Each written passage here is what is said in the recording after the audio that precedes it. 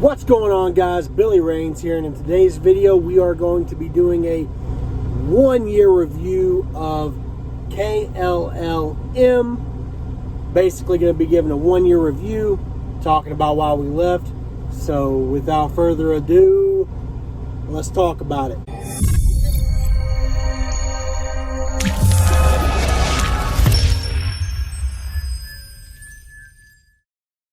Hey, what are you doing over there? Who, me?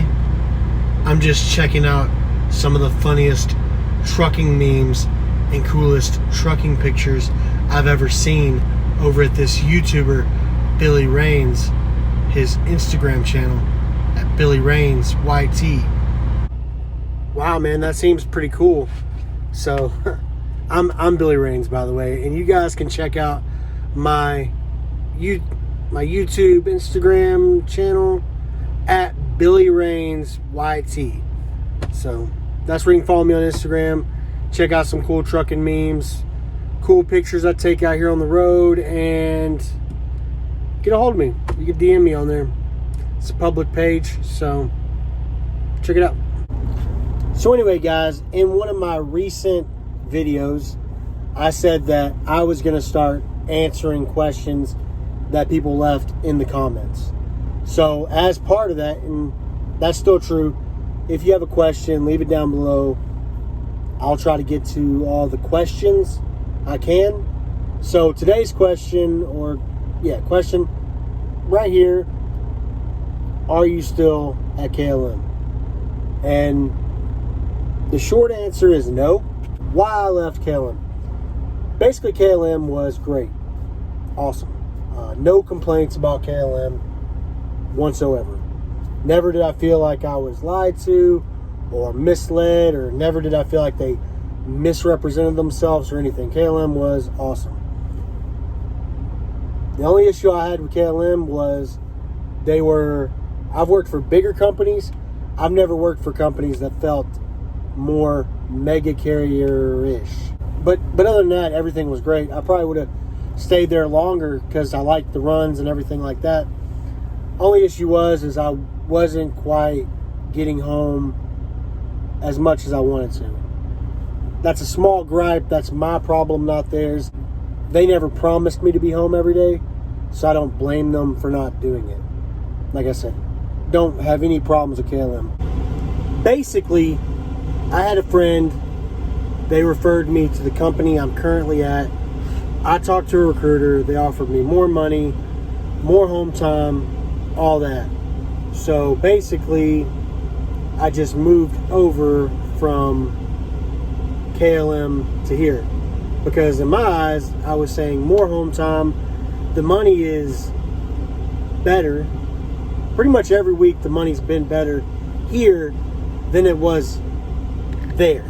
Anyway, since I've gotten past the reason I left, now we're going to get into the review portion of the video. It's important to note that I only ever worked on a dedicated account at KLLM, so I don't have any experience with over the road, and you may hear me say that a couple different times. I just think it's important to kind of put it into parameters on my experience, and the review is based off of that, which is my experience, not an overall review of the company, because I didn't work over the road. So first thing first, I'll talk about the equipment. When I first started, they put me in a 2017 Freightliner, which is kind of what I'm in now, 2017 tan Freightliner. Then eventually they put me in a 2021 brand new tan Freightliner Cascadia, which was super nice. I'm not going to sit here and complain about being put in a 2021 brand new Freightliner Cascadia where I'm peeling the plastic off the bed. I'm not going to sit here and complain about that. The truck was amazing. Never had any mechanical or any other kind of issues with it. Had a fridge that came in it, had an inverter, It didn't have an APU or anything, and the truck's smart idled. If you work at KLM and you're in one of the new ones that has that, you can basically set your cruise control and jack it all the way up, your RPMs all the way up, and it'll never turn off. It'll just stay on. I wouldn't advise doing that all the time because they get on you about burning fuel. But if it's smoldering hot and you just can't survive on the off, on, off, on, off, on of the auto idle, then that's what you can do. You know what I mean? I wouldn't advise doing it all the time, but that's one trick or whatever. One thing I did not like about the brand new 2021 Freightliner Cascadia that they put me in was it literally had every single bell and whistle that you could imagine. And one of them that annoyed me the most was if you turned your blinker on to get over, if there was a car anywhere along the side of your truck, it would beep at you. And it would keep beeping at you. And every time a new car came. So, being a decent human being, turning your blinker on to get over in the lane next to you would just make the thing go crazy. I myself kind of prefer these 2017 Freightliner Cascadias. They're not as nice. They're not as many bells and whistles. But this is what I went to school when I was at CR England. This is what I went to school on. So this is what I'm kind of used to. So I really like the 2017 Freightliner Cascadias. 2017, 2016, 2018. I think 2019 and forward are the newer styles. I don't like the ones with the electrical screens on the front. I like the ones with the gauges. So a couple things that I can't speak on about KLM is I cannot speak on their training program. I wasn't trained there. I can't speak on their pay because I was dedicated and I got paid a guarantee. I can't talk about how their miles are over the road because I wasn't over the road, or anything else over the road. I can't really speak for any terminals besides Jackson and Lancaster, and Lancaster's an FFE terminal.